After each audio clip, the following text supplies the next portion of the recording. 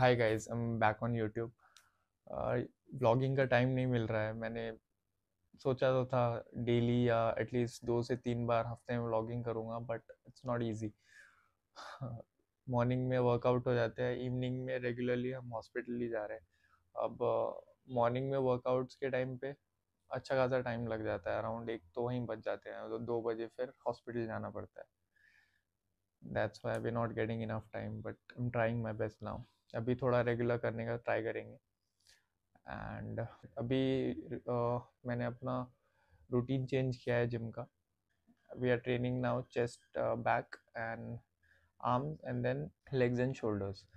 तो आज chest back है, कल लेग्स ट्रेन किए। लेग्स में हम सेपरेटली कर रहे हैं। फर्स्ट लेग डे पे हम हैमस्ट्रिंग करते हैं एंड सेकेंड डे पे हम क्वाड्स करते हैं ऐसे। तो आज चेस्ट बैक है, सोचा आज थोड़ा व्लॉगिंग कर लूँ।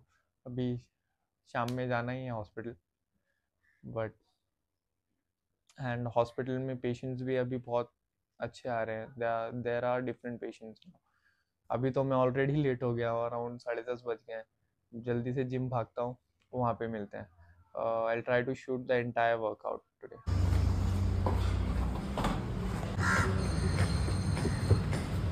भाई बहुत हैवी गाड़ी है, पूरी जान लग जाती है पीछे खींचने में।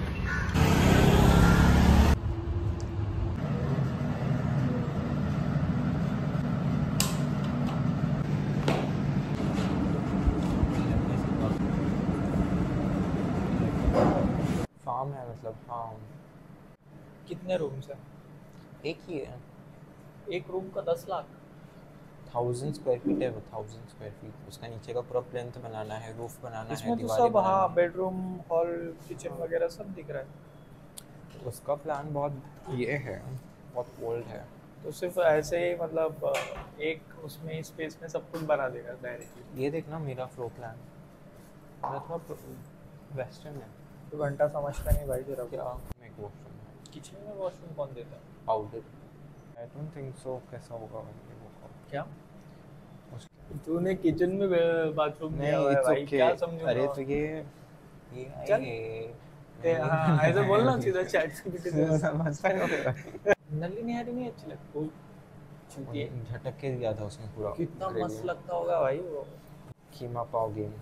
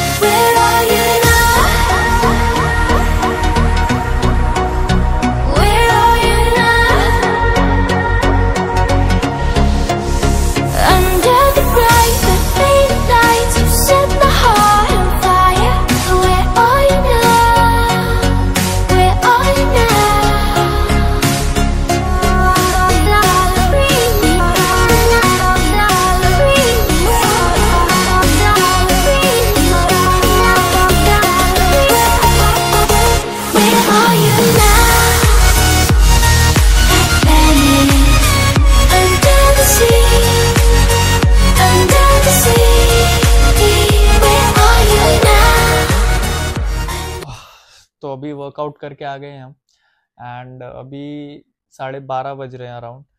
और मैंने ब्रेकफास्ट नहीं किया है, एंड मैं ब्रेकफास्ट अभी स्किप ही कर रहा हूँ क्योंकि एक बनाना खा के मैं जिम चला जाता हूँ। And then I take the pre workout जिसमें कैफीन होता है, तो उससे एपेटाइट काफ़ी सप्रेस हो जाती है। तो अभी देखते हैं, 2 बजे खाना खा के एक मील स्किप हो जाती है तो उससे कैलोरीज थोड़े कम हो जाते हैं ड्यूरिंग द डे, तो इसलिए मैं अपनी मेजर मील्स दोपहर में और रात के टाइम पे रखता हूँ जिससे स्लीप मेरी इम्प्रूव हो। अभी 2 बजे खाना खाएंगे हम जिसमें चिकन एंड अंडा आई ईट यूजुअली, एंड देन हॉस्पिटल में जाके वहाँ पे प्रोटीन शेक्स, एंड देन रात में एक हैवी मील लेके अराउंड 11 बजे मैं 1-1:30 बजे तक सो जाता हूँ। That's my daily routine for now. And let's talk about the hospital part today. एक 2-3 दिन पहले का ही एपिसोड है। एक पेशेंट ब्रेथलेस आया कैजुअल्टी में, एंड कैजुअल्टी से डायरेक्ट उसको वार्ड में शिफ्ट कर दिया, बट वहाँ पे वो काफ़ी ब्रेथलेस हो गया, एंड देन उसको इमरजेंसी में नीचे शिफ्ट करना पड़ा। तो कभी कभी ऐसा होता है, हमें समझता नहीं है डॉक्टर्स को कि एग्जैक्टली कौन से पेशेंट को आईसीयू लगेगा, कौन से पेशेंट वार्ड में रख सकते हैं हम। यूजुअली इसको कैसे डिफ्रेंशिएट करना है ये देखो। तुम कभी भी पेशेंट तुम्हारे पास आया कैजुअल्टी में, तुम कैजुअल्टी के डॉक्टर हो या आईसीयू के डॉक्टर हो, कोई भी सीरियस पेशेंट आता है तो पहले ईआर में ही आता है। तो अगर तुम ईआर में हो एंड कोई सीरियस पेशेंट आता है तो तुम्हें उसको स्टेबल करके तुम्हें डिसाइड करना पड़ता है कि पेशेंट को आईसीयू लगेगा या नहीं। तुम डिसाइड कैसे करोगे कि आईसीयू लगेगा या नहीं पेशेंट को? इसको इजीली कैसे डिफ्रेंशिएट करते हैं मैं बताता हूँ। समझो ईआर में तुम्हारे पास पेशेंट आया, पेशेंट का सबसे पहले तुम एयरवे एंड ब्रीदिंग चेक करो। पेशेंट का एयरवे पेटेंट होना चाहिए, एंड पेशेंट समझो ब्रेथलेस है, एंड तुमने ऑक्सीजन सपोर्ट दोगे तुम अगर पेशेंट ब्रेथलेस है तो, और कुछ इंजेक्शन दोगे जैसे जिससे पेशेंट के एयरवे का इन्फ्लेमेशन कम हो, जिसमें हाइड्रोकॉट आ गया and multiple injection like this. तुम ईसीजीज वगैरह करोगे, एंड तुम्हें समझो ईसीजी में कुछ नहीं लग रहा है एंड तुमने ऑक्सीजन सपोर्ट दिया है पेशेंट को, उससे पेशेंट का ऑक्सीजन सैचुरेशन अराउंड 90 पे रह रहा है। तुमने हाई फ्लो ऑक्सीजन दिया है पेशेंट को, बट उससे भी ऑक्सीजन इंप्रूव नहीं हो रहा है, पेशेंट ब्रेथलेस ही है, अराउंड 90 तक ऑक्सीजन सैचुरेशन रह रहा है, एंड ईसीजी में कुछ नहीं आया है, तो तुम इसको एलआरटीआई जैसा सस्पेक्ट कर रहे हो या फिर न्यूमोनिया जैसा सस्पेक्ट कर रहे हो। तो अगर पेशेंट ब्रेथलेस है, तुम्हारे ऑक्सीजन देने के बाद भी उसका सैचुरेशन 90 के अराउंड मेंटेन हो रहा है, तुम एलआरटीआई सस्पेक्ट कर रहे हो, सबसे इजी एलआरटीआई सस्पेक्ट कर रहे हो तुम, तो भी तुम्हें पेशेंट को आईसीयू एडमिशन सजेस्ट करना है, क्योंकि तुमने पेशेंट का एक्सरे नहीं किया है। अगर पेशेंट का एक्सरे करने के बाद भी तुम्हें एलआरटीआई जैसा ही लग रहा है बट सैचुरेशन मेंटेन नहीं हो रहा है पेशेंट का, तो तुम्हें आईसीयू में एडमिट करना है पेशेंट को। इट्स नॉट लाइक एलआरटीआई है तुम मैनेज कर लोगे वार्ड्स में एंटीबायोटिक देके, क्योंकि ऐसे पेशेंट सडनली एस्केलेट होते हैं, इनको सीवियर ब्रेथलेसनेस होने लगता है कुछ टाइम के बाद ही, वी कांट प्रेडिक्ट दैट। तो इनको बेटर है आईसीयू में एडमिट करो, क्योंकि ऐसे पेशेंट कब वेंटिलेटर पे जाएंगे तुम्हें भी नहीं पता। तो आईसीयू में एडमिट करके इनको सेटल करो, एंड देन मॉनिटरिंग करके जैसे इनका ब्रेथलेसनेस सेटल हो तुम इनको वार्ड में शिफ्ट कर सकते हो। तो ये सबसे पहली चीज एयरवे एंड ब्रीदिंग हो गया। ऐसे पेशेंट को हम क्यों करते हैं एडमिट आईसीयू में? क्योंकि पेशेंट कब ज्यादा ब्रेथलेस हो जाए और कब पेशेंट को वेंटिलेटर पे लेना पड़े, एनआईवी पे लेना पड़े, तुम्हें नहीं पता। तो अगर आईसीयू में रहेगा पेशेंट, प्रॉपर मॉनिटरिंग होगी पेशेंट की, 24/7 डॉक्टर प्रेजेंट रहेगा, तो इजीली पेशेंट जैसे ही समझो पेशेंट को एनआईवी लग रहा है, वेंटिलेटर लग रहा है, सैचुरेशन मेंटेन नहीं हो रहा है, तो तुम आईसीयू में इसको इजीली मैनेज कर सकते हो। अनलाइक वार्ड्स, वहां पे कुछ नहीं होता जस्ट ऑक्सीजन के अलावा, तो यू कांट मैनेज देम, और वहां पे इतना ध्यान भी नहीं दिया जाता क्योंकि ऑलरेडी एक नर्स के पास 10 to 15 पेशेंट्स होते हैं। तो आईसीयू में ऐसे पेशेंट को शिफ्ट करना बहुत जरूरी है। एयरवे ब्रीदिंग हो गया। देन दूसरे टाइप के पेशेंट आएंगे जो सर्कुलेशन से रिलेटेड होंगे, जैसे पेशेंट का बीपी या पल्स कम है। फॉर एग्जाम्पल पेशेंट आया तुम्हारे पास, पेशेंट ब्रेथलेस है या कुछ भी हो रहा है पेशेंट को, अनकॉन्शियस है ऐसे कुछ, या पेशेंट का यूरिन आउटपुट कम है, ऐसा तुम्हारे पास ईआर में पेशेंट आया है, एंड पेशेंट का तुमने बीपी देखा, पेशेंट का बीपी बहुत कम है, 80-60 ऐसा कुछ, तुमने पेशेंट को आईवी फ्लूइड दिए, उससे भी पेशेंट का बीपी इंप्रूव नहीं हो रहा है, यूरिन आउटपुट नहीं आ रहा है, ये सब चीजें। तो अगर पेशेंट का बीपी अनस्टेबल है, पल्स अनस्टेबल है, पेशेंट को सीवियर टैकीकार्डिया है, चेस्ट पेन है, तो इन केसेस में भी तुम पेशेंट को आईसीयू में शिफ्ट करोगे। इन पेशेंट्स को वेजोप्रेसर सपोर्ट लगेगा, क्योंकि तुम्हारे आईवी फ्लूइड्स देने के बाद भी पेशेंट का बीपी मेंटेन नहीं हो रहा है, तो ऐसे पेशेंट्स को वेजोप्रेसर सपोर्ट, आइनोट्रोपिक सपोर्ट लग सकते हैं। एंड पेशेंट का बीपी कम है, पेशेंट का मैप मोर देन 65 रखने के लिए तुम्हें इसको आईसीयू में शिफ्ट करना ही पड़ेगा। तो ये सर्कुलेशन से रिलेटेड हो गया, पेशेंट का बीपी अनस्टेबल है, पल्स अनस्टेबल है, ये सब चीजें, तो ऐसे पेशेंट को भी तुम आईसीयू में शिफ्ट करोगे। देन थर्ड जो पेशेंट आएंगे वो कॉन्शियसनेस से रिलेटेड आएंगे, पेशेंट अनकॉन्शियस रहेगा, सब कॉन्शियस रहेगा, ऐसे पेशेंट।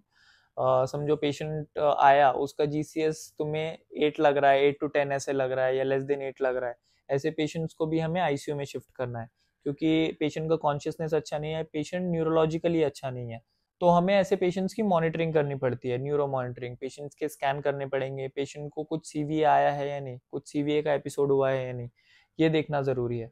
एंड अच्छे से कॉन्शियस नहीं है पेशेंट, उसका GCS less than 7 less than 8 है या फिर 8 to 10 के अराउंड है, ऐसे पेशेंट्स को कभी भी इंट्यूबेट करना पड़ सकता है तुम्हें, क्योंकि एयरवे पेटेंट नहीं होगा इनका, because they are not conscious enough, तो इनको कभी भी तुम्हें इंट्यूबेट करना पड़ सकता है। इसीलिए तुम ऐसे पेशेंट्स को आईसीयू में शिफ्ट करोगे एंड उनका न्यूरो मॉनिटरिंग करोगे, स्कैन्स करोगे, लो जीसीएस के कॉज देखोगे, तुम पेशेंट का एमआरआई करोगे जिसमें तुम्हें पता चल जाएगा कि पेशेंट को सीवीए का कुछ एपिसोड हुआ है या नहीं, पेशेंट मेनिंजाइटिस तो नहीं है पेशेंट को, या फिर पेशेंट सेप्सिस में तो नहीं है, ये सब चीजें तुम्हें इजीली समझ में आ जाएंगी। शुगर्स की बात आई तो हाइपोग्लाइसेमिक पेशेंट को एंड हाइपरग्लाइसेमिक पेशेंट को तुम्हें आईसीयू में एडमिट करना है। फॉर एग्जांपल पेशेंट आया तुम्हारे पास कोई ब्रेथलेसनेस टैकीकार्डिक ऐसा ऐसा कुछ है पेशेंट को, पेशेंट की शुगर्स चेक की तुमने, पेशेंट की शुगर हाई दिखा रहा है, तो पेशेंट डीके में हो सकता है, जो इजी कंडीशन नहीं है वार्ड में मैनेज करने के लिए, ऐसे पेशेंट्स आईसीयू में ही शिफ्ट करोगे तुम।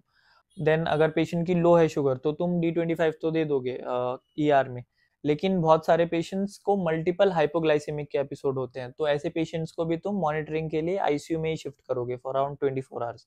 एक बार शुगर स्टेबल हो गई then you can discharge him. And कोई ट्रॉमा का पेशेंट है, पेशेंट का जीसीएस लो है, ट्रोमैटिक ब्रेन इंजरी है, तो ऐसे पेशेंट को भी तुम आईसीयू में एडमिट करोगे, क्योंकि ऐसे पेशेंट का आईसी प्रेशर बढ़ा हुआ है ये तुम्हें नहीं पता चलेगा। ऐसे पेशेंट्स को स्कैन लगते हैं मल्टीपल थिंग्स, तो तुम पेशेंट को आईसीयू में एडमिट करके स्कैन्स करोगे एंड देन जो भी पॉसिबिलिटीज है लो जीसीएस की वो तुम रूल आउट करके एंड देन पेशेंट को स्टेबल करके तुम डिस्चार्ज कर सकते हो। But you don't take the risk of admitting him in wards, क्योंकि तुम्हें पता नहीं है पेशेंट के दिमाग में क्या चल रहा है, पेशेंट का आईसीपी रेज्ड है या फिर कुछ और, तो पेशेंट को आईसीयू में एडमिट करना ही बेहतर है और फिर उसके बाद तुम स्कैन्स के लिए जाओ। तो इसमें मैंने मेजर चीजें कवर कर दी। अब ऐसे कोई पेशेंट्स आए तो या तुम इंटर्न हो या कुछ, ऐसे पेशेंट को तुम जरूर कंसिडर करो आईसीयू में एडमिट करना, बस यही याद रखो। अभी I take a bath and देखते हैं, हॉस्पिटल में मिलते हैं। ये पेशेंट मैक्रो एडिनोमा का था। जब आया पेशेंट तो गिडीनेस एंड ऑल्टर्ड सेंसोरियम के साथ आया था। हमने इनका एमआरआई किया and MRI says it is macro adenoma. अब ये पेशेंट हाइपोटेंशन और टैकीकार्डिया में जा रहा था, क्योंकि मैक्रो एडिनोमा में क्या होता है, there is a tumour in the pituitary और वो ट्यूमर कंप्रेस करता है पिट्यूटरी ग्लैंड, जिसकी वजह से जो फंक्शन है पिट्यूटरी के वो हैम्पर होते हैं। पिट्यूटरी एसीटीएच को कम सिक्रीट करने लगता है, जिसकी वजह से कॉर्टिसोल कम होता है एंड वैस्कुलर टोन चली जाती है patients, which leads to hypotension, जो हमें इस पेशेंट में देखने को मिल रहा है। इसको एड्रिनल क्राइसिस बोलते हैं। यूरिन आउटपुट अच्छा था पेशेंट का एंड पेशेंट कॉन्शियस भी था, बट द मेन प्रॉब्लम इसमें वेजोप्रेसर्स काम नहीं करते बिकॉज कॉर्टिसोल नहीं है बॉडी में, तो हम इसमें स्टीरॉइड यूज करते हैं, that is life saving in this, क्योंकि कॉर्टिसोल लो है एंड उसको हाइड्रोकॉर्ट रिप्लेस करेगा and this will help in hypotension, क्योंकि कॉर्टिसोल वेसल को कॉन्स्ट्रिक्ट करेगा and hence it will increase the BP and every other thing that is happening due to low cortisol. Low BP ठीक होगा तो tachycardia would also set. Then neurosurgeon came and he explain that the patient needs surgery. उसके बाद हमने थोड़ा अपना healthy dessert खाया and then we stabilize this patient. She was in hypertensive urgency, जिसमें हमने एंटीजी और लोबेट जैसे ड्रग्स यूज किए and a BP got settled and that's all. अब कल मिलते हैं।